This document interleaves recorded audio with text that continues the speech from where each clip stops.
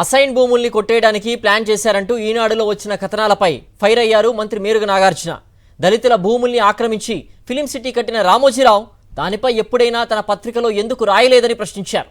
చట్టానికి అనుగుణంగానే తమ ప్రభుత్వం పనిచేస్తోందన్నారు. వైఎస్ఆర్సీపీ గెలుస్తుందనే భయంతో టీడీపీ ఆరోపణలు చేస్తోందని మండిపడ్డారు.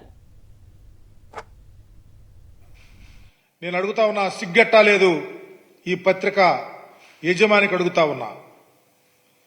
దేశంలో పర్టికులర్గా కంబైన్డ్ రాష్ట్రంలో ఆంధ్రప్రదేశ్ రామోజీ ఫిల్మ్ సిటీకి సంబంధించి నీ ఫిల్మ్ సిటీలో దళితుల భూములున్నాయి, నువ్వు అప్పళంగా కొట్టేశావు. ఏ రోజన్నా నువ్వు ఈ పత్రికలో ఎందుకు రాయలేకపోయావని అడుగుతా ఉన్నా. మీరు రాసిన వెర్రి రాతలకు ఎవరో వాళ్ళు చేయించుకున్నారు, వీళ్ళు చేయించుకున్నారు, లేకపోతే అని చెప్పి రాస్తే అవి కాదు. 20 years కంప్లీట్ అవ్వాలా. మరలా ఏ దళితుడికైతే అసైన్ చేసిందో ఆ దళితుల పేరు మీద వస్తే వాళ్ళు అమ్ముకోవచ్చు, ఎవరైనా కొనుక్కోవచ్చు. ఏదో నాగార్జున ఇంకొకళ్ళో రాయించుకున్నారు చెప్తా ఉన్నారే, అవన్నీ అభూత కల్పనలు.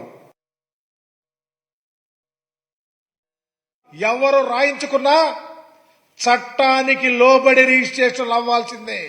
మీకులాగా రాజధాని ప్రాంతంలో చంద్రబాబు నువ్వు నీ అంటుకో 4,000 కోట్ల రూపాయలు ఖరీదు చేసే దగ్గర 1,100 ఎకరాలు మీరు రాయించుకున్నారే.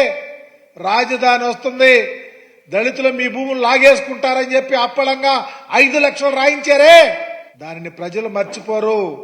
దళితుల భూములు అప్పళంగా కొట్టేసింది చంద్రబాబు అండుకో తప్ప ఈ రాష్ట్రంలో ఎవరు కాదు.